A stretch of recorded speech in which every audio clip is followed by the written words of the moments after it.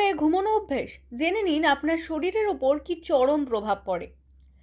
দুপুর পর্যন্ত ঘুমের অভ্যেসে শরীরে নানা রকম প্রভাব পড়ে। বিশেষজ্ঞদের মতে নিয়মিত দুপুর পর্যন্ত ঘুমিয়ে থাকলে শরীরের প্রাকৃতিক জৈব ঘড়ি বা সার্কাডিয়ান রিদম ব্যাহত হয়। এতে হরমোনের ভারসাম্য নষ্ট হয়ে ক্লান্তি, মাথা ব্যথা, ওজন বৃদ্ধি এবং হজমের সমস্যা দেখা দিতে পারে।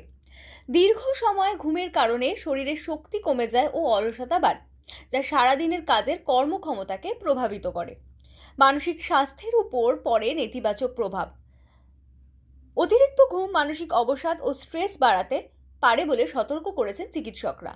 দেরিতে ঘুম থেকে ওঠার কারণে সূর্যালোকের সংস্পর্শ কমে, ফলে শরীরে ভিটামিন ডি এর ঘাটতি হয় ও মেজাজ খারাপ হতে থাকে।